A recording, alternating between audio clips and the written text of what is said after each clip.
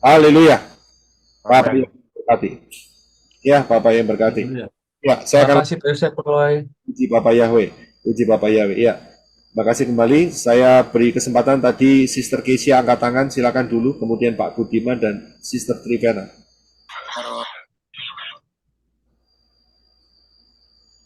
Sister Kesia, silakan. Salam Pak Roy, salam teman-teman semuanya. Nah, yang saya tanyakan sedikit Pak, tadi kan Bapak udah jelaskan ketujuh hari raya. Nah, kalau di Kristen ya, atau itu masih ada dikatakan mereka merayakan hari kebangkitan ya. Berarti kita nggak perlu merayakan hari kebangkitan ya Pak ya, karena itu nggak ada di ketujuh perayaan hari raya yang ditetapkan Bapak Yahweh. Hari kebangkitan. Ya, karena Ya, kalau di atau di ayunan itu kan mereka merayakan hari kebangkitan Yesua. Enggak, mereka merayakan hari kebangkitan si Uskus itu ya. ya, Nah, jadi uh, dari penjelasan Bapak berarti kita nggak ada merayakan itu ya Pak ya. ya. Kita tidak merayakan hari kebangkitan Yesua, kita juga tidak merayakan hari kenaikan Yesua. Tidak. Ya. Jadi hati-hati, itu adalah hari-hari yang ditambahkan ya untuk mengecoh. Ya, itu berbahaya sekali spiritnya karena sebetulnya yang mereka katakan hari kebangkitan itu adalah hari Minggu. Ya. Dan itu sebetulnya ya saat zaman Yesua bangkit itu kan Sabat, tapi mereka alihkan ke Minggu dan mereka jadi satukan dengan yang namanya perayaan buah sulung. Nah, nanti minggu depan ini kan kita ada perayaan buah sulung, ya, hari Sabtunya kan. Nanti saya akan jelaskan, ya. Nanti saya akan jelaskan, ya, apa itu buah sulung, ya. Jadi sebetulnya nggak terlalu sulit untuk memahami, sederhana sekali sebetulnya. Tapi nanti saya akan jelaskan minggu depan yang berhubungan dengan perayaan buah sulung, begitu. Ya, jadi kita tidak merayakan kebangkitan Yesua, tidak dirayakan, ya. Dan juga kita tidak merayakan kenaikan Yesua. Ya, itu saya bilang penyimpangan, berbahaya sekali. Bisa dipahami ya, Ya, sistem. ya bisa Pak. Maksud saya ini menanyakan supaya memperjelas kita ya perbedaan kita dengan Kristen gitu ya Pak ya. Karena apa yang Betul. kita rayakan ini benar-benar perintah Bapak Yahweh untuk merayakan 7 hari raya, sedangkan mereka itu perintah ya perintah Tuhan mereka lah ya yang Suaranya kok hilang?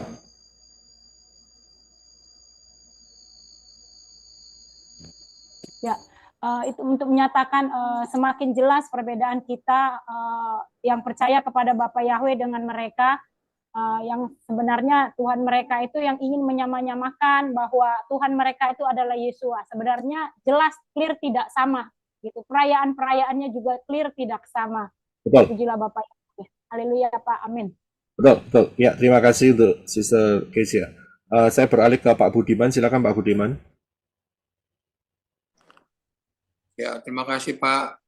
Dan, Ini saya tanyakan kalau hari raya roti tidak beragi itu atau hari raya yang lain dirayakannya di hari yang lain Pak, tidak hari sesuai dengan hari yang sebenarnya atau tepat pada harinya, itu boleh atau tidak Pak? Gitu. Terus satu lagi di Matius 26 ayat 17 Pak, saya bacakan Pak ya. ya, Dan pada dan pada hari pertama roti tidak beragi, datanglah para murid kepada Yesua seraya berkata kepadanya, di manakah engkau menginginkan kami mempersiapkan bagimu untuk makan Paskah? Nah itu di sini agak-agak saya membingungkan, sedangkan Paskah kan kalau Pesah itu kan Pak, kalau kita bilang Pesah itu kemarin sudah dirayakan, tapi di di Matius 17 ini masih di lagi kan setelah Pesah, Pak. Itu yang agak saya bingung. Apa maksud dari Matius 26 dan 17 ini, Pak? Terima kasih, Pak. Bapak ya. yang berkati. Jadi pertanyaan pertama itu bisa diulangin sebentar, bisa Pak? Pak. Oh, apa boleh perayaan-perayaan 7 hari raya itu dirayakan di ibadah di hari berikutnya Pak, gitu loh. Bukan di hari tepat pada harinya, baik itu Pesah atau maupun hari roti tidak beragi gitu loh Pak. Jadi di hari ini tapi di hari berikutnya gitu loh Pak. Di Ya, ibadah-ibadah berarti tidak boleh, tidak tepat di harinya ya. betul Pak. Ya, sekarang bagaimana kalau kita mengadakan, apakah diizinkan mengadakan perayaan kemerdekaan RI pada tanggal 18 Agustus? Ya pada lazimnya emang harus pada tepat harinya Pak. Ya, begitu. Jadi pada hari itu, tanggal itu ya kita harus melakukan ya begitu ya. Jadi kita tidak mungkin bisa menggeser karena itu sudah merupakan fakta sejarah, apalagi mengenai 7 hari raya ini bukan soal fakta sejarah, akan tetapi yang menetapkan itu adalah Yahweh Sebaot, Yahweh pencipta langit dan bumi. Nah gitu, ya kan? Ya kan? Ada pernyataan juga Pak, kan sudah digenapi oleh Tuhan Yesus Pak. Jadi kita memperingatinya nggak tepat hari hanya nggak masalah apa itu jadi nggak tersingkir Pak ya, apa maksudnya nggak bisa dibenarkan gitu Pak ya. Ya, sebetulnya tidak bisa dibenarkan. Walaupun memang 7 hari raya itu penggenapannya ada di Yeshua HaMashiach. Tetapi tidak bisa dibenarkan kalau dilakukan tidak pada ketepatan waktunya. Begitu. Itu berbahaya. Itu nanti ujung-ujungnya adalah penyimpangan. Begitu. Baik Pak, terima kasih Pak. Ya, oke. Puji Bapak ya. Sekarang pertanyaan yang kedua adalah Matius 26 ayat yang ke-17. Ya, saudara perhatikan ya. Kita pakai terjemahan apa nih? ILT ya. ILT ya. Oke. Matius 26:17. Dan pada hari pertama roti tidak beragi, datanglah para murid kepada Yeshua seraya berkata kepadanya, di manakah engkau menginginkan kami mempersiapkan bagimu untuk makan Pesah? Ayo. Bingung enggak nih? Ya bingung Pak, setelah itu saya baca ini kan kita udah Pesah kemarin Pak, kok ada pernyataan ini, itu yang saya bingung Pak. Ya, bingung kan? Nah, memang ini ada yang salah di sini nih. Ya, ya. Pesahnya itu betul. Ya. Pesahnya itu adalah tunggu dulu. Ya. Ini untuk makan Pesah. Berarti ya, makan Pesah. Kita mundur ya. Kita pakai yang namanya original date ya. Sama original tanggal dan hari ya. Jadi kita coba saudara asumsikan jangan seperti yang hari ini ya. Tahun ini. Jadi asumsikan bahwa tahunnya Yeshua saat Pesah itu adalah hari Rabu. Ya. Yeshua matinya kan hari Rabu. Betul ya? Betul ya? Matinya kan Rabu kan? Kemudian berarti Yeshua makan bersama murid-muridnya kapan? Selasa malam, Pak. Selasa. Betul ya? Selasa malam ya. Nah, berarti dikatakan di sini seraya berkata kepadanya, di manakah engkau menginginkan kami mempersiapkan bagimu untuk makan Pesah? Ini berarti kapan waktunya makan Pesahnya? Selasa malam, Pak. Selasa malam itu Pak. Ya, betul ya, Selasa malam. Ya, kemudian kita sudah tahu ya. Jadi untuk makan Pesahnya ini adalah Selasa malam. Sekarang kita lihat yang di atas. Pada hari pertama roti tidak beragi. Berarti ini hari kapan? Hari Selasa itu Rabu malam, Pak. Oh, bukan. Rabu malam, Pak. Bukan. Lihat lagi. Pada hari pertama roti tidak beragi, datanglah para murid kepada Yeshua. Oh, hari Selasa malam itu, Pak. Ini bukan Selasa malam. Kamis, Pak. Kamis. Oh, bukan. Kamis keliru lagi. Selasa malam, Pak. Senin, Pak. Senin. Ini Selasa siang. Oh iya, Selasa siang ya Pak, ya. Ini Selasa siang. Betul ya? Betul Pak. Nah, ini Selasa siang ini, inilah yang mereka sebut sebagai hari pertama roti tidak beragi. Jadi pada hari itu hari roti tidak beragi ya Pak ya, sebelum Inilah, Pesak. disinilah kekeliruan ayat ini. Berani banget saya menyatakan ayat ini keliru. Lah ya memang keliru. Ya, Justru itu urutannya kan sebenarnya Pesak dulu Pak, kok dinyatakan saudara kan paham. itu yang bingung. Betul. Sebetulnya kan apa? Sebetulnya Pesah dulu, kemudian baru roti tidak beragi. Betul kan? Tapi ayat ini mengatakan pada hari pertama roti tidak beragi. Ada dua kemungkinan. Kesalahan tulis itu pertama. Kedua, mereka sudah menganggap hari persiapan sebelum makan Pesah itu sudah dianggap sebagai bukan perayaan, tetapi ragi itu sudah tidak boleh ada dijual di situ karena mereka akan makan Pesah Selasa malam. Ya, jadi kita harus bisa menelaah karena kita harus tahu bahwa penulisan di kitab suci Matius ini Septuagint. Ini bukan aslinya. Ya, jadi kita harus hati-hati begitu ya. Bukan kita meniadakan firman, tidak. Tapi kita harus hati-hati. Konteksnya di sini adalah Septuagint. Jadi kemungkinannya cuma dua. Kesalahan tulis. Kedua, tradisi yang mengatakan bahwa hari Selasa pagi dan siang saat mereka mau belanja untuk makan Selasa malam, untuk Pesah makan Selasa malam, itu kan mereka sudah tidak boleh jualan ragi, saudara. Ya, mereka mungkin nggak bisa mengolah roti ya sendiri, mereka mungkin beli. Nah, saat beli, mereka juga penjualnya juga tidak menjual roti yang ada raginya. Begitu. Ya, nah dari situ bisa clear, bisa jelas. Tapi kalau ini dijadikan patokan dimakan mentah-mentah, ini yang bikin kacau. Betul kan?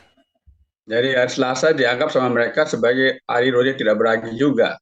Iya. Saat mereka itu menjual roti-roti yang tidak beragi untuk mereka mengadakan yang namanya makan Pesah Selasa malam. Karena makan Pesahnya harus 14 Nisan. Berarti Selasa paginya ini atau Selasa siang ini 13 Nisan, saudara. Betul kan? Betul, Pak. Betul, Pak. Bisa dipahami di sini. Bisa dipahami. Bisa, Pak. Kalau saudara tidak kembali ke akar pola Ibrani yang benar, pasti akan kacau. Saudara akan ngotot dengan ayat ini. Tetapi puji Bapa Yahweh, saudara dan saya kan kita kembali ke akar pola Ibrani yang benar, kita sudah tahu bahwa Pesah itu adalah 14 Nisan. Ya, nah, dari situ kita bisa kelihatan ini adalah 13 Nisan. Begitu. Tapi buat mereka, mereka tidak lagi ada ragi saat itu. Mereka sudah menyingkirkan ragi. Saya bisa lihat di sini. Jadi jelas Pak ya, itu nggak sesuai dengan urutannya Pak ya. Jadi Pesah dulu, roti Iya. tidak beragi dulu Pak ya. Iya. Salah Pak ya. Ya Iya. Pak. Baik Pak, makasih Pak. Di sini ya. Jadi di sini ya sebetulnya kalau sampai dia katakan dan pada hari pertama perayaan roti tidak beragi, itu tambah bingungin lagi tuh. Berarti tambah besar. Tapi untungnya dia tidak ada kata perayaan. Berarti pada hari pertama roti tidak beragi, maksudnya apa? Mereka jualan roti yang tidak beragi, 13 Nisan. Begitu. Ya, bisa dipahami ya? Paham. Paham ya? Oke, puji Bapak ya. Terima kasih Pak Budiman. Ini sebetulnya menjadi dilema ya dan menjadi kontroversi sebetulnya buat mereka. Tapi saya juga pertama-tama juga bingung juga. Ini kok begini ya? Tak cek-cek semua, tak compare ya. Saya lihat, masukkan baik-baik ya dengan pola porah begitu ya. Ya. Dan apa yang terjadi? Apa yang terjadi? Saya mendapatkan pemahaman ini, saudara. Ini luar biasa. Ya, terima kasih Pak Budiman. Terima kasih. Saya beralih ke Sister Trivena. Silakan Sister Trivena.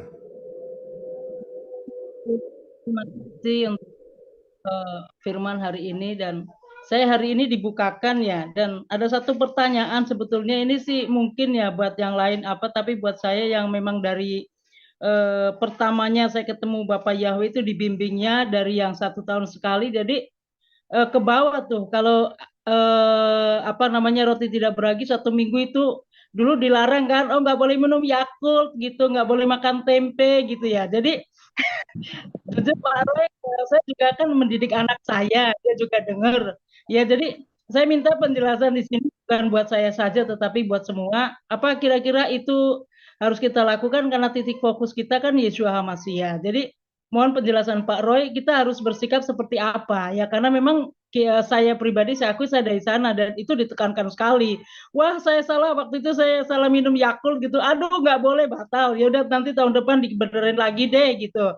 Ya udah, jadi itu saja Pak Yosep sih yang masih penasaran buat saya ya, karena mulai kalau hari ini puasa tapi untuk besok selanjutnya gimana? Anak saya juga tanya, saya bilang nanti saya tanya ke Pak Yosep deh, gimana supaya kita tidak jadi salah. Makasih Pak Yosep, Bapak Yai berkati. Terima kasih. Jadi 7 hari raya itu fokusnya adalah penggenapannya di Yesua. Dan kita ada di masa setelah kematian dan kebangkitan Yesua, jadi kita harus sudut pandangnya benar. Dengan sudut pandang yang benar, maka kita punya pemahaman dan motivasi yang benar. Begitu. Jadi kalau sampai saudara mau melakukan 7 hari tidak makan roti tidak beragi, tapi dasar fondasinya adalah sebelum Yesua, itu salah, saudara. Karena salahnya mengapa? Saudara mengikuti tradisi-tradisi yang mengharapkan ya bahwa Mesias belum datang, begitu. Tapi kalau saudara mau melakukan itu sebagai pengingat ya bahwa Yeshua adalah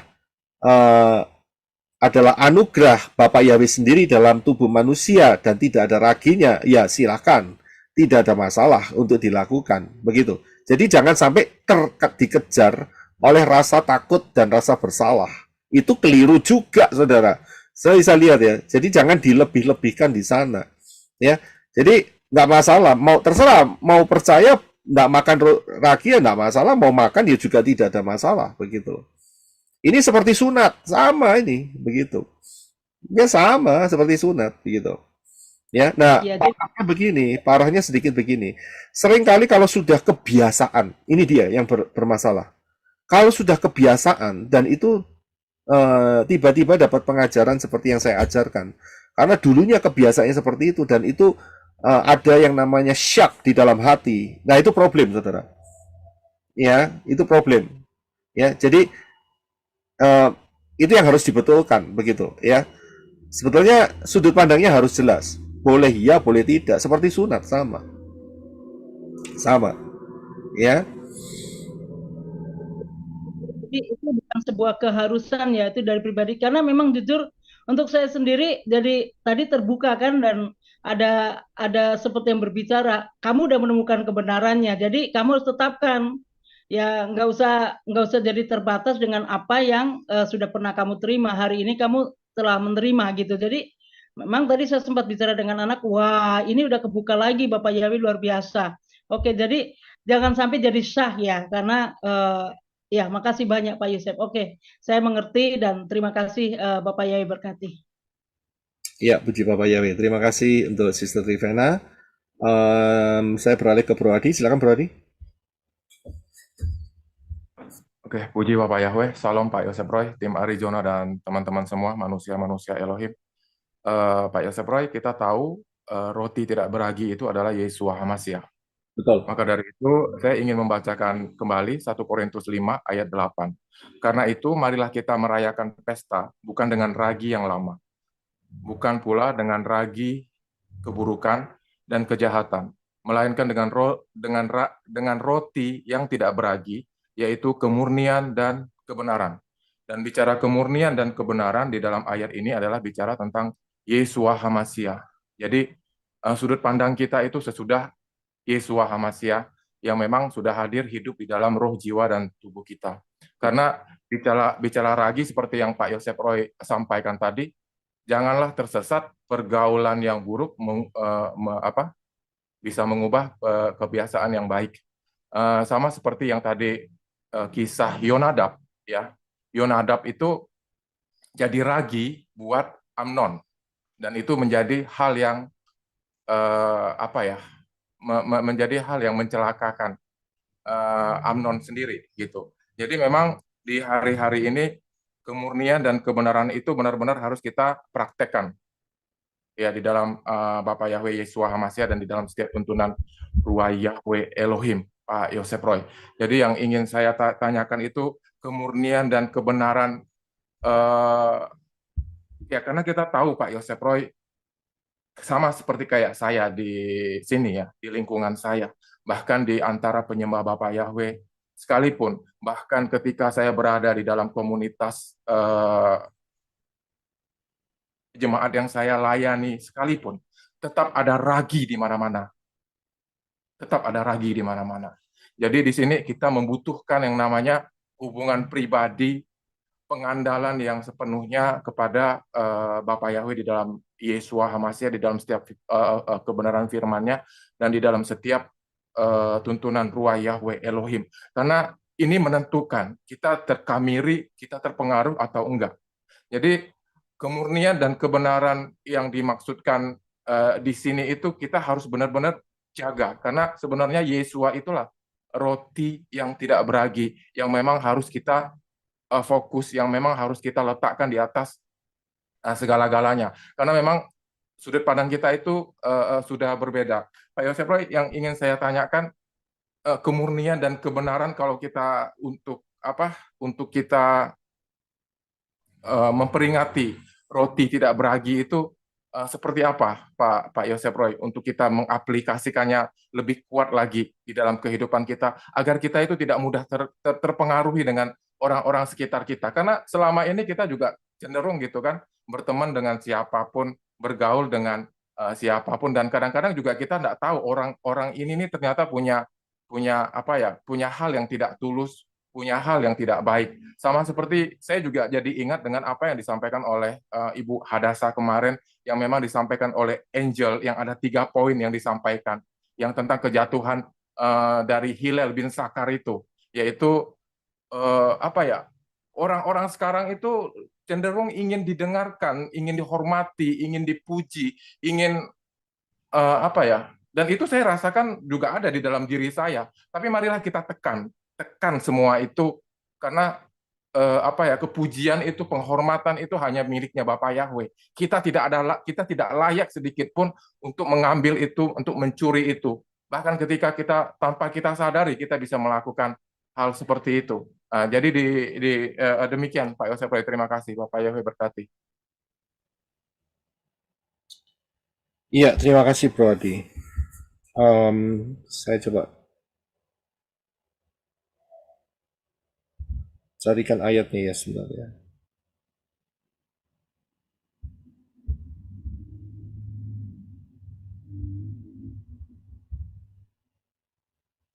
Ya, 2 hal yang harus kita perhatikan. Yang pertama adalah pengajaran. Seperti yang kita lihat tadi ya, Yeshua mengatakan, hati-hatilah dengan ragi orang Farisi dan Saduki. Pengajaran. Ya, karena dengan pengajaran itu seolah-olah baik, tetapi kita nggak tahu ada apa di balik itu. Begitu. Kita harus peka di dalam pengajaran, karena itu penuhilah diri saudara dengan kebenaran Dafar Elohim. Ya, jadi pengajaran itu yang saudara harus perhatikan. Kemudian di satu sisi ini selain daripada pengajaran, yaitu adalah yang disebutkan di dalam Roma 8 ayat 1. Ya, Roma 8 ayat 1. Nah, ini mencakup, coba bisa dibaca ya berarti ya, Roma 8 ayat 1 ya.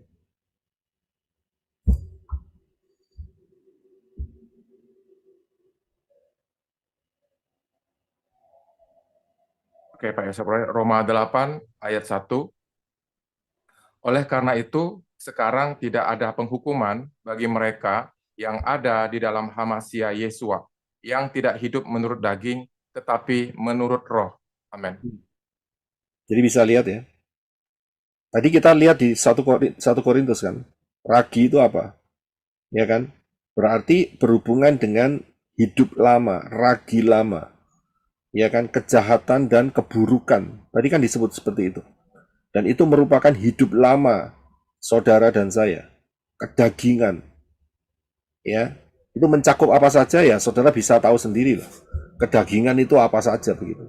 Termasuk yang satu ini ya. Termasuk yang satu ini. 1 Korintus 5 ayat 6.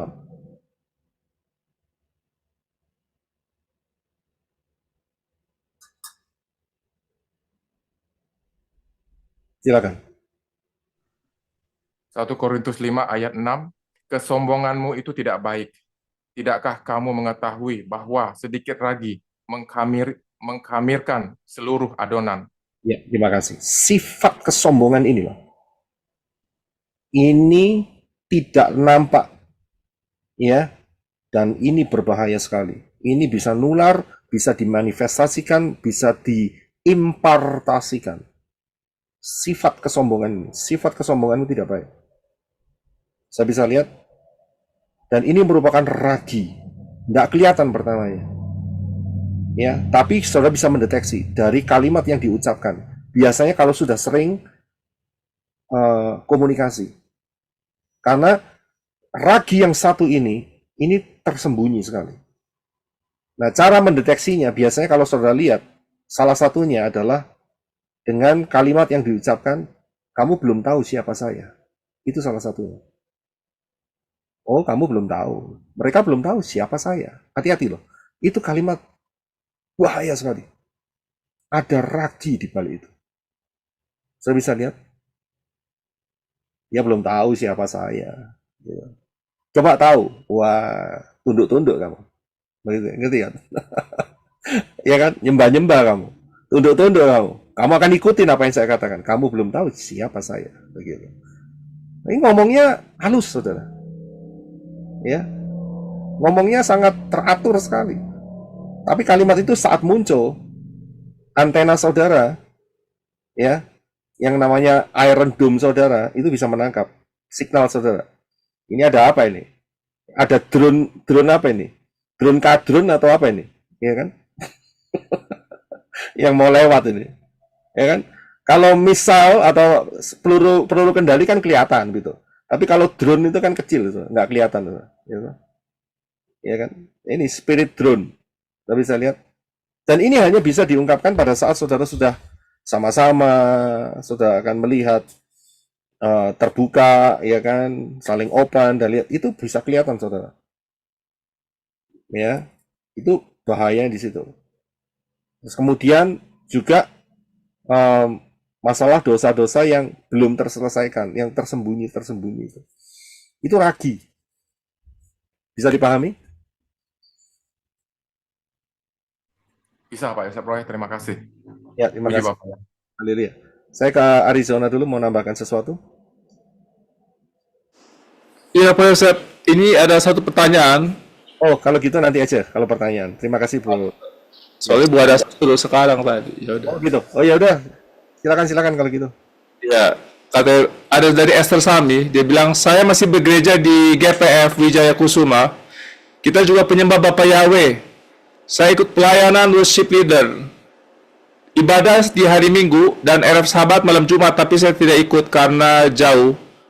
Terus pertanyaannya, apakah saya harus tetap ikut melayani atau keluar dari sana, Pak? Terima kasih, Bapak yang memberkati. Ya, terima kasih untuk pertanyaannya. Saya sudah jelaskan di masalah tudung. Ya, cepat atau lambat, terdeteksi atau tidak terdeteksi, sadar atau tidak sadar, ini berhubungan dengan ragi.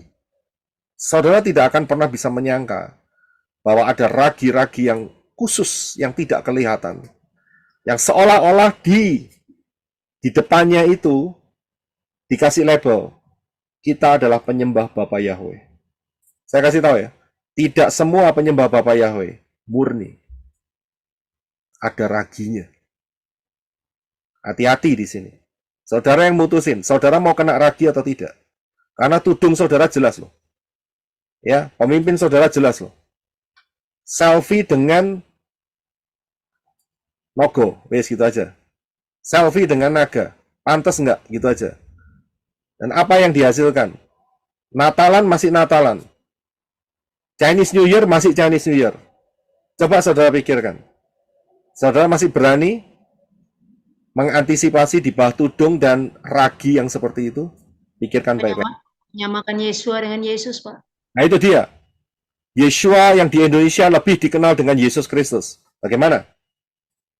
Saya kembalikan aja pertanyaan kepada saudara. Saudara punya nyali untuk tidak di bawah tudung? Saya yakin kalau saudara punya nyali, berarti saudara bisa terlepas dari ragi. Ini ragi, tidak kelihatan saudara. Ini yang dimaksud Yeshua. Pengajaran di depannya itu bagus. Pengajarannya Farisi Saduki itu Yeshua ngomong apa? Dengarkan pengajaran mereka, tapi jangan ikuti kelakuan mereka. Benar kan? Ya, pengajaran ini benar, saudara. Tapi kelakuannya jahat. Mosok sama setan selfie. Ya, itu aja, dah. Nggak usah jauh-jauh. Siapa yang mau selfie sama setan? Atau lambang-lambangnya? Boya mikir, gitu loh. Iya kan? Nah, begitu.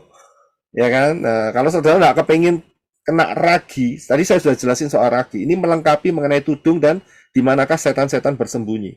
Saudara pasti akan punya kejelian di sini. Apakah saudara masih mau terkontaminasi dengan ragi? Nah itu dia. Risiko di tangan saudara, nggak rapture loh. Bahaya loh, nggak rapture. Ya, oke, puji Bapak Yahweh. Saya akan beralih ke dua lagi, dan setelah itu nanti kita akan ketemu di Shabbat yang akan datang ya, yaitu Pak John dan Sister Christine. Silakan Pak John. Ya, terima kasih Pak Roy. Shalom teman-teman manusia Elo. Hari ini kita mendengar rahasia dapur Elohim bukakan tentang ragi ya. Memang tentang ragi ini saya udah lama ya mendengarkan, mendengar khotbah-khotbah dari para pendeta. Nah, saya berpikir gini Pak, sebenarnya tentang ragi ini banyak juga persamaannya ya. Misalnya kayak rabies atau virusnya kan mirip-mirip tuh ininya. Cara kerjanya lah itu ya Pak. Yang jelas mereka cuman sedikit tidak kelihatan, tapi bisa merusak semuanya, mempengaruhi, meracuni gitu. Yang paling jelas kita lihat adalah ajaran-ajaran atau pengajaran yang salah ya, dan banyak hal gitu loh. Bahkan juga termasuk tentang ajaran-ajaran yang ya mungkin kita anggap mereka sama dengan kita gitu loh, sesama penyembah Bapak Yahweh, ternyata mereka adalah penyebar ragi itu. Dan itu sangat berbahaya yang sudah kita lihat belakangan ini ya. Iya, betul. Ya Pak. Dan itu sangat menyesatkan. Dan banyak orang ya diseret sama mereka. Saya melihatnya gini Pak, ragi ini kan sama dengan perbuatan dosa juga ya Pak ya, atau keinginan daging, boleh dibilang seperti itu Pak. Karena kalau saya melihat memang saya lebih fokus sekarang ke masalah keinginan daging ini yang cukup menghambat pertumbuhan iman daripada seseorang ya. Dan setelah Pak Yosef Roy membongkar semuanya, ya perbuatan daripada ragi, akibat dari ragi itu aja, atau pengajaran yang salah itu, banyak orang saya lihat mulai berubah ya. Mereka mulai ada pembenahan. Bahkan saya dengar itu sudah banyak yang minta dibaptis peneguhan gitu Pak. Iya, puji Bapak Yahweh. Ya kadang-kadang ya kita ngobrol dengan teman-teman kita lah misalnya, atau orang yang kita anggap satu frekuensi, tapi waktu kita ngobrol itu kita nggak tahu ya, ternyata belakangan baru kita tahu, pada saat itu kita tidak tahu Tapi setelah belakangan ya kita kan ada ruah Yahweh Elohim ya. Akhirnya tahu kita bahwa dia itu ada ragi gitu loh. Padahal kita gitu lah Pak. Memang ada ragi itu kan ada yang dia mungkin sedikit, ada yang agak banyak gitu loh. Lebih terasanya itu agak belakangan gitu Pak. Iya, memang memang begitu karena begini ya. Contohnya nggak usah jauh-jauh. Saya ketemu dengan Pak John misalnya, ya kan? Masa saya ketemu sama Pak John tiba-tiba saya berkata yang istilahnya kayak marah-marah begitu kan ya enggak kan, ini enggak sopan ya kan. Tapi kita ketemu belum pernah ketemu sama sekali, belum pernah kenalan ya kita pasti sopan satu sama lain. Betul kan? Dan setelah itu kita meningkatkan jadi teman. Setelah dari teman kita jadi sahabat. Nah, dari situlah titik itu kelihatan gitu. Ya kan? Begitu kita lihat levelnya sudah meningkat, kita bisa melihat pola pikirnya orang ini ada di mana. Kerinduannya ada di mana, ikatan-ikatannya ada di mana, dan cara menangani hidupnya untuk supaya terus fokus sampai rapture itu ada di mana. Itu kelihatan semua. Iya Pak. Iya, betul kan? Karena ragi itu kan pada saat dimasukkan misalnya ke adonan dia kan nggak langsung mengembang. Memang betul. Memang tunggu Kan waktu. waktu berapa menit, ada yang cepat, tergantung bagaimana dia itu raginya itu bagus atau enggak, maksudnya efektivitasnya, ada yang lebih cepat, ada yang agak lambat gitu Pak. Betul. Memang butuh waktu. Juga pertemanan itu juga butuh waktu. Terus kemudian juga dalam pengajar itu juga butuh waktu. Ya, butuh waktu. Bisa mengenali pengajar ini ngajari benar apa tidak. Mungkin saat dia satu kali broadcasting, kita nggak ngedeteksi. Saat dia mengajarkan pengajaran ini, dia nggak ngedeteksi. Tapi kalau diikutin terus, terdeteksi. Tapi masalahnya, sudah terlanjur jatuh cinta. Itu parahnya di situ. Jadi mau mundur, yang kecil ini yang sebetulnya ragi, yang sebetulnya mematikan, ditelan juga, begitu loh. Ya, di sini kelemahan manusia itu selalu gitu. Karena sudah menganggap ya banyak yang benar, tinggal sedikit yang nggak benar, ditelan sekalian, mati di sana. Iya kan, betul kan? Kemudian ditambahin Sultan. Terus tadi, seperti tadi, pertanyaan tadi, ditambahin apa? Ministry. Sudah lama, sudah kenal, sudah ministry, sudah akrab. Kejebak di sana. Kejebak di sana. Dan itu pelayanan gitu ya Pak ya? Gimana Ibu Sister Melda? Udah ambil pelayanan gitu ya Pak ya? Iya. Apalagi pelayanan. Kalau masih jemaat biasa, ya nggak datang, nggak terasa. Tapi kalau sudah ministry, itu kecantol. Iya kan? Iya, Pasti kecantol. Tapi memang Yesua lebih menitik beratkan ya. Ragi ini memang ada juga yang lain dosa, tapi lebih menitik beratkan ke ajaran ya, ajaran-ajaran, termasuk ajaran Farisi dan Saduki itu Pak. Itu yang sangat berbahaya. Yesua juga mengatakan hati-hati dengan apa yang dia lakukan loh. Bukan cuma pengajarannya saja. Jadi Yesua bertindak di dua sisi. Ya, Yesua juga bertindak di dua sisi, seperti yang dilengkapi dengan satu kalimat yang di Korintus tadi dari Rabi Saul. Oh iya Pak. Ya, Yesua tidak cuma satu sisi aja, pengajaran aja disikat, tidak. Jangan ikutin kelakuan mereka.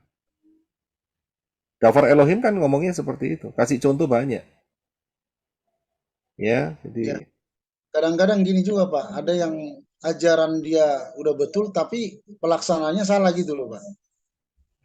Artinya ada istilah kata dan perbuatan itu dia tidak sinkron gitu loh. ada juga. Ya inilah yang sebetulnya saya katakan ini level yang tinggi. Dan banyak yang terkecoh di sini. Iya, Pak. Apalagi kalau sudah kena sungkan, apalagi sudah kena pelayanan, wah sudah, habis biasanya. Habis gitu jatuhnya apa? Mengkultus individu kan. Apalagi udah Bener, kena UUD, pokoknya bener. Wah itu repot wis, susah. kena UUD ini lebih parah lagi, Pak. Yang kena UUD-nya itu. Kalau sudah masuk di dalam yang namanya kelompotan ya susah sudah bisa keluar. Ya, Pak. Oke. Makasih, Pak. Ya oke, terima kasih. Yang terakhir ada Sister Christine. Dan setelah itu kita akan ketemu Shabbat yang akan datang. Silakan Sister Christine.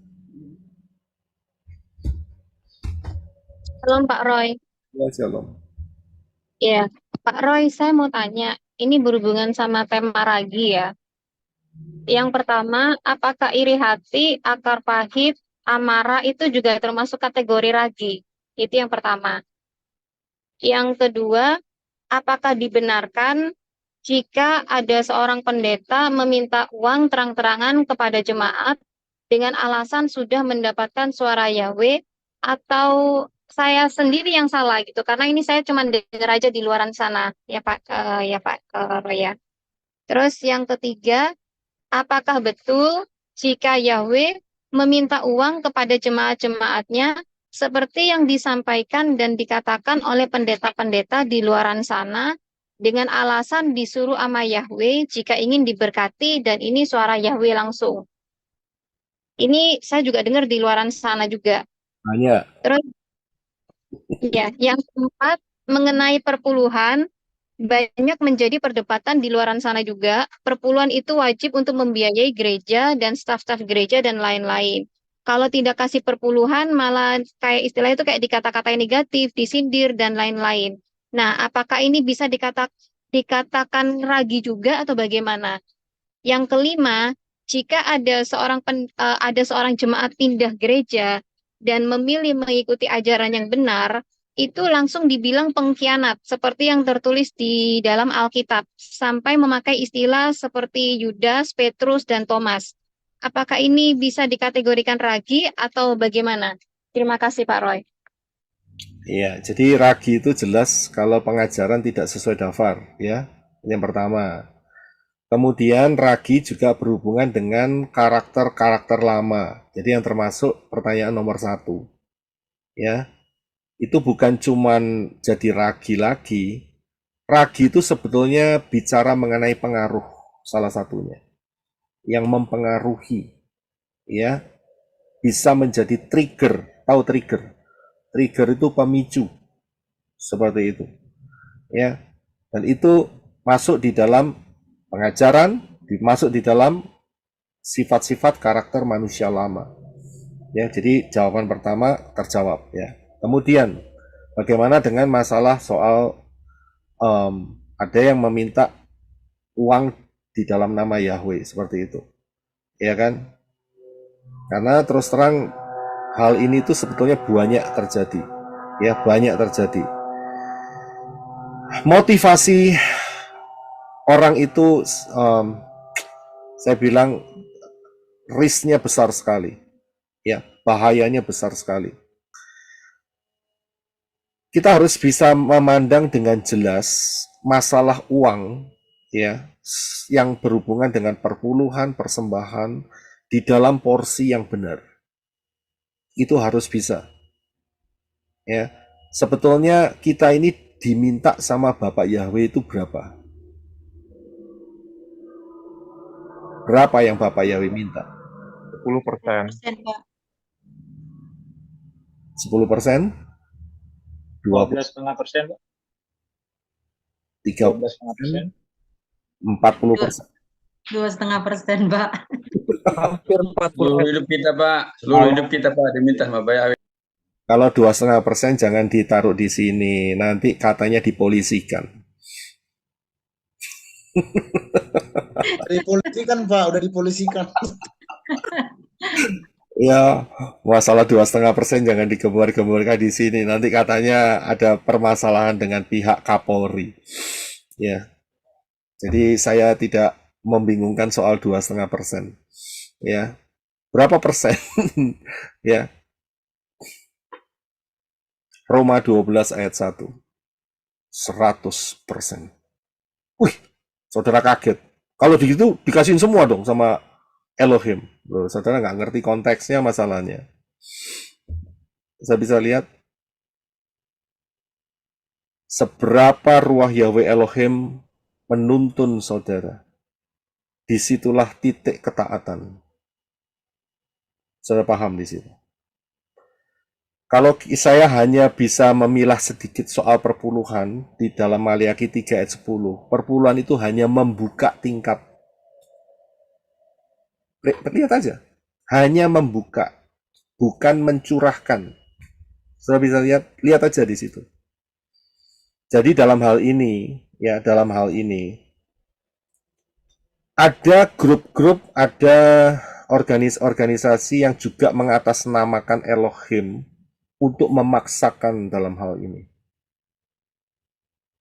Buat saudara yang sudah posisinya, dan termasuk saya, yang sudah posisinya setelah Yeshua HaMasyiah, kita akan ada yang namanya satu roh takut akan Yahweh. Perhatikan 7 dimensi ruah Yahweh Elohim. Kalau kita ada roh takut akan Yahweh, dan kita ada roh pengertian, betul ya, pengenalan akan Yahweh, pengenalan akan Dafar Elohim, ya, dan ruah Yahweh Elohim mengatakan Rabbi Saul mengatakan siapa yang penuh dan dipimpin oleh ruah Yahweh Elohim. Jangan cuma penuh, tapi juga dipimpin. Saudara bisa lihat. Dan pimpinan ruah Yahweh Elohim inilah yang akan menuntun saudara, ya,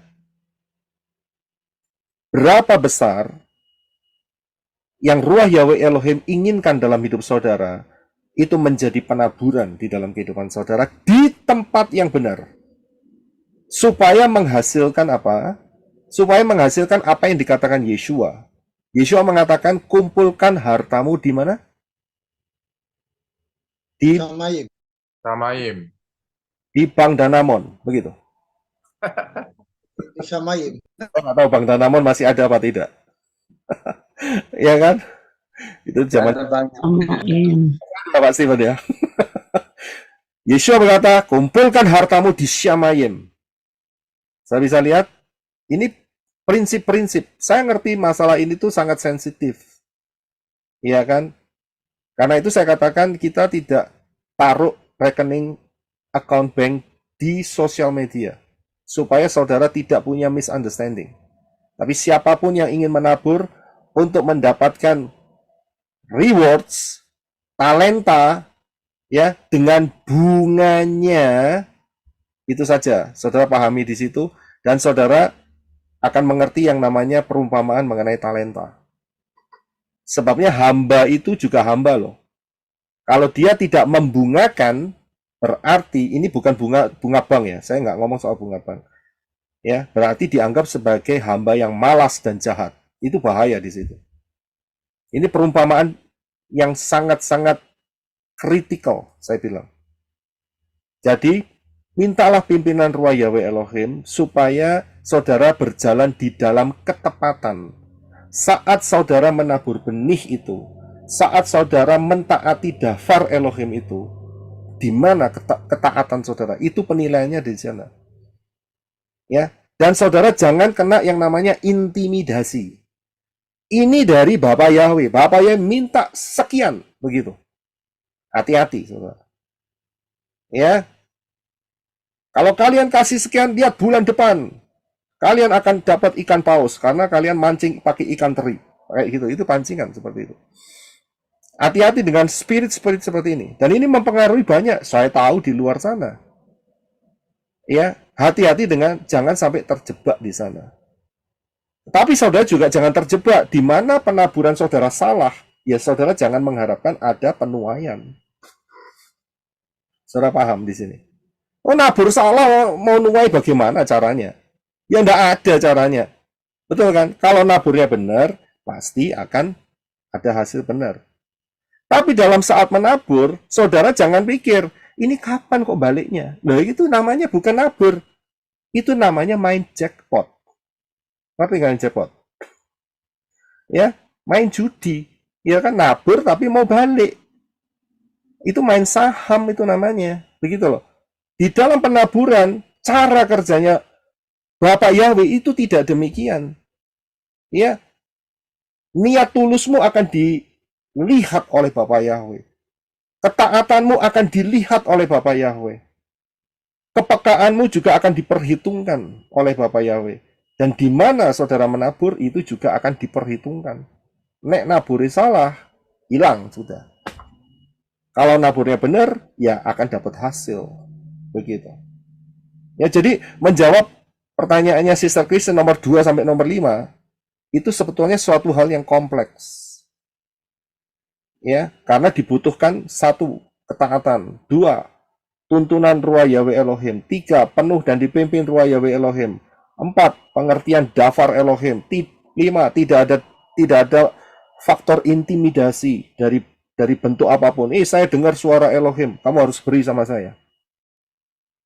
Saya bisa lihat, hati-hati saudara. Ya. 6, tidak ada faktor pancingan. Kamu menabur sekian, nanti 3 bulan lagi kamu akan mendapatkan sekian lipat kali ganda. Ngaco saya bilang. Saya bisa lihat, hati-hati di dalam prinsip-prinsip ini. Ini gabungan prinsip ya untuk menjawab hal masalah penaburan. Saudara bisa paham di sini. Ya. Dan di sini juga dibutuhkan yang namanya kedewasaan. Berapa yang ditabur oleh Abraham? Saya mau tanya.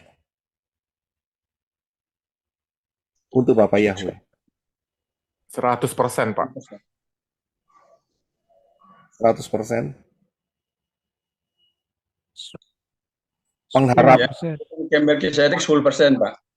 Kalau dilihat soal Melkisedek, dia kasih 10% saat itu. Tapi yang diberikan Abraham, saya mau tanya, kalau seandainya Bapak Yahweh berkata, seandainya loh ya, seandainya. Jadi saudara jangan tanya, ini ayatnya di mana, nggak ketemu, ini namanya seandainya kok. Seandainya Bapak Yahweh kasih pilihan, anakmu atau seluruh hartamu, kira-kira yang diberi Abraham yang mana? Seluruh harta, Pak. Seluruh harta. Nah, dia pasti akan memberikan seluruh harta, jangan ambil Ishak. Berarti Ishak harganya berapa? Lebih 100%. dari seluruh harta, lebih dari nyawanya sendiri. Kalau sampai Bapak Ibu berkata, pilih mana? Nyawamu atau nyawa anakmu? Kira-kira yang siapa yang dikasih? Ya, nyawanya dia. Namanya Abraham. Jangan tanya loh, ayatnya di mana, nggak ada loh ya. Jangan tanya. Ini hanya misal aja. Jadi dari sini kita bisa compare berapa yang diberi oleh Abraham kepada Yahweh adalah segala-galanya. Saudara bisa lihat berapa yang dia dapat. Ayo kita hitung-hitungan. Dia beri kan ya? Berapa yang dia dapat? Seperti bintang di langit, Pak. Pasti tidak di laut. Kayak gitu. Dengan keturunannya seperti bintang. Tidak terhitung, Pak. Tidak terhitung. Tidak terhingga, Pak. Betul. Tidak terhitung, tidak terhingga, seperti bintang di langit, seperti pasir di lautan. Termasuk hasilnya adalah saudara dan saya. Betul nggak? Betul, Pak. Amin, Pak. Amin. Dan ini belum selesai loh. Ini belum selesai. Masih ada jiwa-jiwa yang akan terus bergulir untuk diselamatkan. Itu hasil kembalinya dari ketaatan daripada Abraham. Dahsyat nggak? Betul sekali, Pak. Bisa dipahami di sini? Jadi dalam hal ini, jangan hitung-hitungan dengan Bapak Yahweh. Tapi jangan terkecoh dengan tipuan-tipuan di sana. Itu dia yang saya maksudkan. Saya bisa paham di sini. Ya. Oke, puji Bapak Yahweh. Saya yakin saudara mendapatkan divine intelligence. Itu karena kena raginya dia, Pak. Makanya Amin, kena Pak. Amin. Haleluya. Oke. Banyak bohongnya itu, Pak. Iya. Gimana Pak Simon? Ya, oke, puji Bapak Yahweh. Ya, terima kasih, Saudara Christine. Bisa dipahami ya? Iya Pak Roy. Oke, haleluya. Terima kasih saudara-saudara yang telah bergabung di ibadah perayaan roti tidak beragi. Ya, terus jaga hidup saudara seperti yang dikatakan oleh Korintus, Rabi Saul. Jadilah hidup saudara roti yang tidak beragi. Ya, katakan sama-sama saya menjadi roti tidak beragi. Saya menjadi roti tidak beragi. Tidak beragi. Haleluya. Roti yang tidak beragi. Puji Bapak Yahweh. Kita satukan hati dalam doa. Terima kasih Bapak Yahweh dalam Yesus Masiah. Biar pembicaraan di kesaksian dan ruang tanya jawab ini menjadi berkat yang luar biasa. Terus kami didewasakan. Hidup kami adalah milik Bapak Yahweh di dalam Yeshua HaMasiah. Hidup kami sepenuhnya adalah milik-Mu. Dan Engkau boleh dengan bebas memenuhi dan menuntun hidup kami. Terima kasih Bapak Yahweh. Satu kali nanti, apa yang tidak pernah dilihat oleh mata, apa yang tidak pernah timbul di dalam hati atau pikiran, akan disediakan oleh Yahweh Elohim bagi mereka yang mengasihi Dia, yaitu Yahweh di dalam Yeshua HaMasiah. Terima kasih Bapak Yahweh, terima kasih. Kami ucap syukur atas anugerah yang luar biasa di dalam kehidupan kami. Dan kami terus boleh diperkaya. Meningkat dari level-level yang terus boleh meningkat dari kemuliaan menuju kemuliaan. Sampai masuk dalam rapture. Di dalam nama Yeshua HaMasiah, jagai kami semua. Masukkan malaikat yang setia pada Bapak Yahweh. Saya aktifkan, kami aktifkan, menjagai kami semua di segala jalan kami. Di dalam nama Yeshua HaMasiah. Haleluya. Amen. Bapak yang memberkati. Shalom. Bapak yang memberkati. Ya, Shalom, Pak. shalom. Terima kasih Pak. Terima kasih, Shalom. Bapak Yahweh berkati. Teman-teman semua. Tadi terlambat teman-teman HP. Terima kasih Pak Roy pengajarannya. Terima kasih. Haleluya.